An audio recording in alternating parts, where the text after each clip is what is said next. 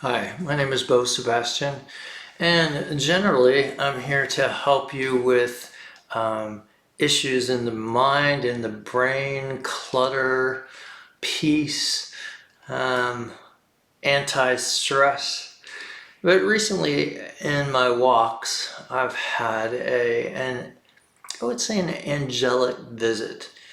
The visit was from an angel his name was Theoraphasz, and he said that the name meant God speaks in the final phase of human development. And I have been sharing on my Facebook pages and on YouTube these messages. They've been coming in chapters. This is going to be chapter 7, and it's about the healing of the body. Let's get to it. Chapter 7, Healing Your Body. The blessing of the age is that each person shall become his or her own physician. As Jesus the Master said, "Physician, heal thyself," so it is in this final hour. Each spirit, by turning within to discover its true identity, becomes in and of itself whole and complete. The sick will rise to carry their beds, and the weary will walk and not become faint. Here's how this works. As I've directed you, your meditation is the place where you begin to become aware of your true essence. In recognizing who you are, you will see that you're not just your physical body. In fact, you're much more. So much more than that. The majority of your essence exists in a place as far as the ocean is from the sky, much apart from your body. Some have sought to understand spirituality through prayer. They thought they could ascend from their bodies to find me. But I say to you now that they have not come out from their bodies at all. They have come into their bodies, transferring the knowledge of their ego self to the knowledge of a self that is extended into the heavens. This is why I keep reiterating, understand the I am, in quotation marks, within you.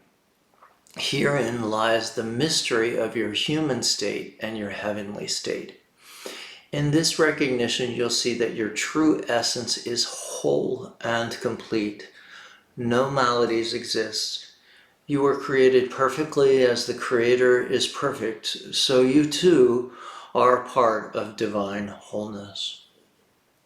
There's absolutely nothing wrong with who you are.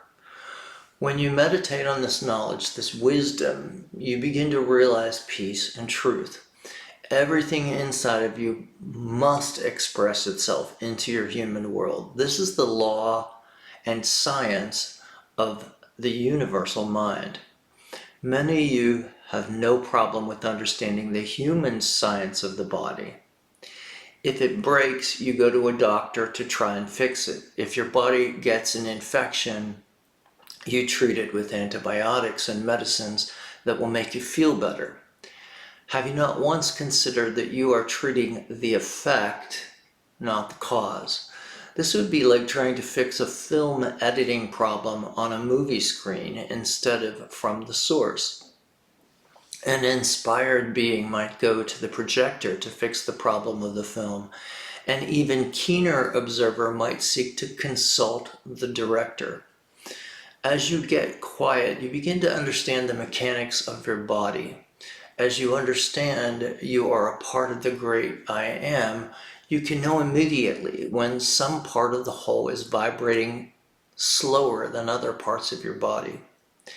With your mind, you can change this simply by concentrating on that part of your body that seems to be functioning amiss.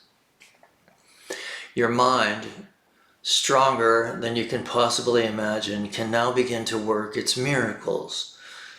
This is how to begin the healing process of the body. The mind, in its conscious, cognitive state, can direct and lead you into a subconscious state of awareness, similar to a dream state.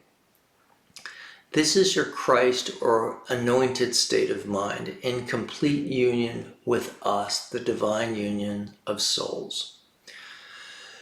First, take a moment to identify your conscious internal voice. Without speaking aloud, say the words, "I am here." Say this a few more times. Listen to the internal voice. Try to follow the words to their origin deep in your belly. During this entire healing exercise, you will be using this voice to lead your body and mind to your Christ state of awareness. Say to yourself, "I am here, deep within, ready to meet myself and God." Feel how your body and mind listen intently. Imagine that your voice is separate from your human body and mind. Speak again to your body.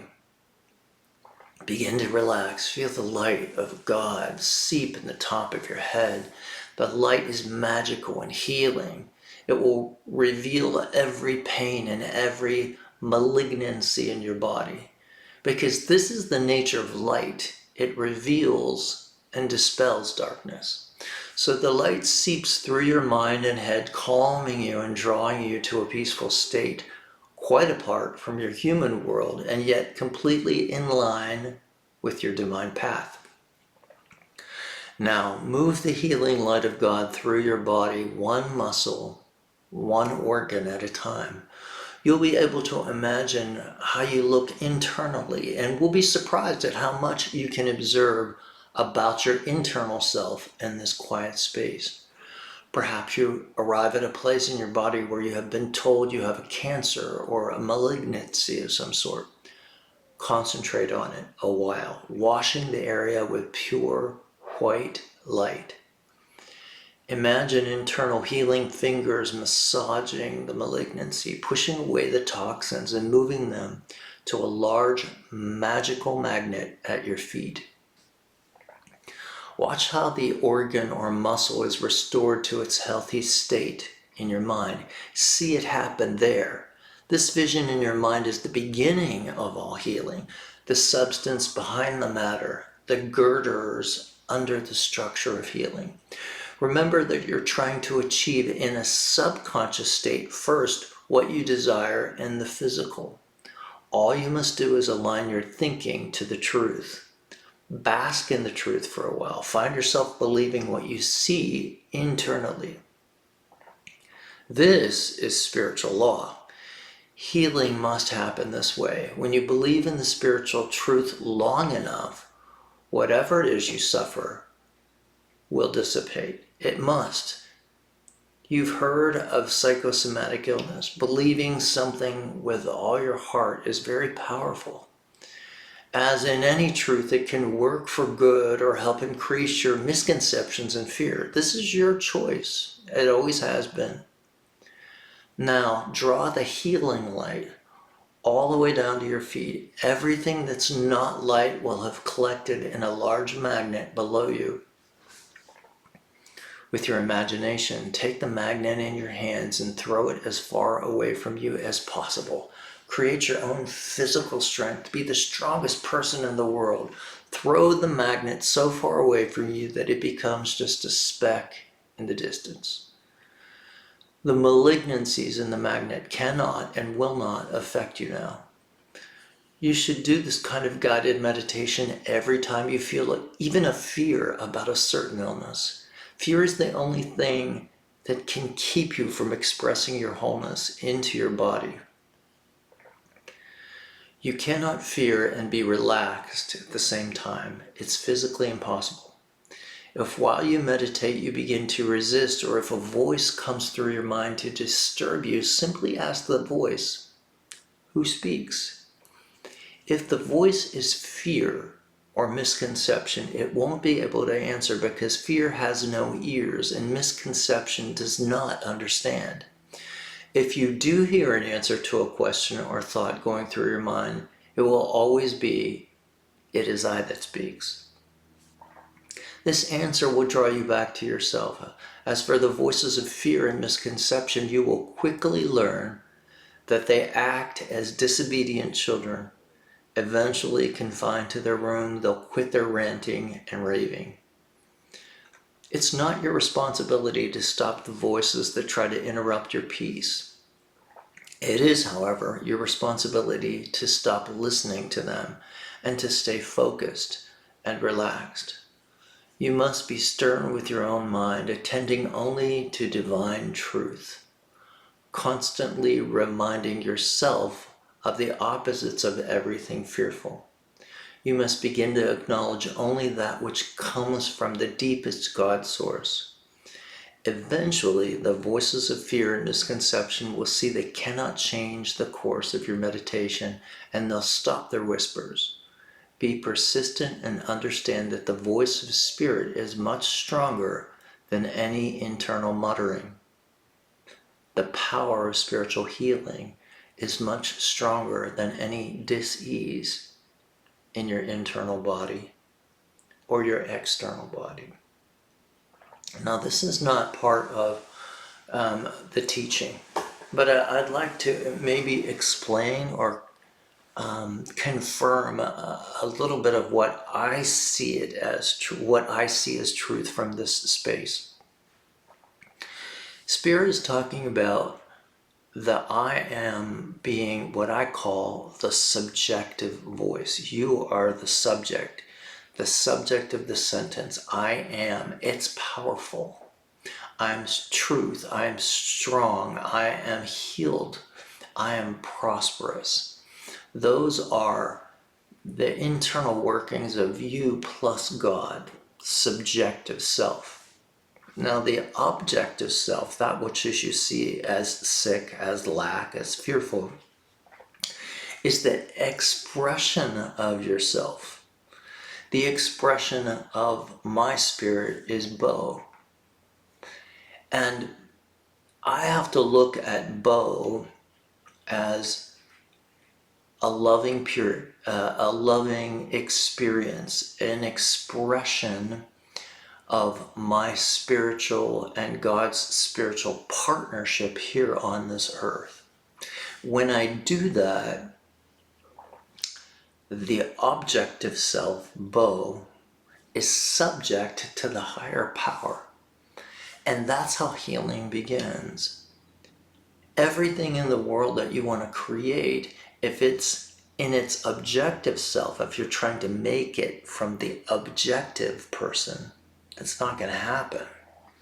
But if you make it from the subjective self, if you start in the mind, which is all things spiritual or mental, if it starts in the mind, it can grow as a seed.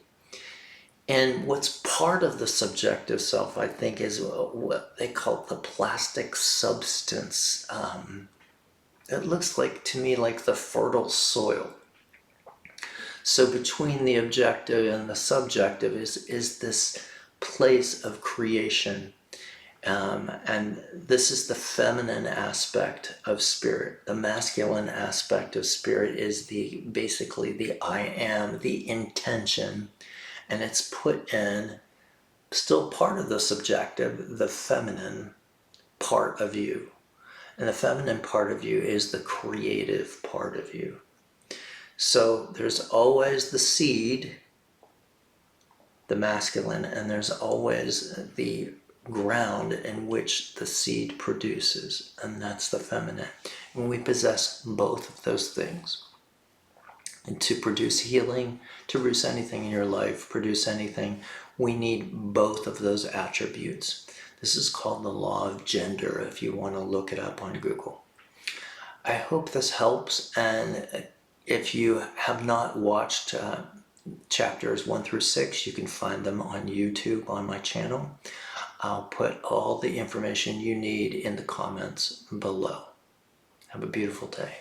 Starts with the brain, with the mind, with a dream. And you need to have your brain clear for that dream to express itself. Can get really busy taking care of my home, 2 careers, and my family, when your mind can't seem to get quiet to rest. That's when you need to use zeroing out. I never thought I could quiet my mind in only 3 minutes. Zeroing out works. I can't believe how much zeroing out has helped me reduce stress. you've got to try it. Work for me can get time-consuming and stressful at times, but zeroing out has really changed the way I look at my schedule and my time. Such a step above any other book I've ever seen about this topic, and it's such a simple technique, and I'm able to do it by myself, which I love. So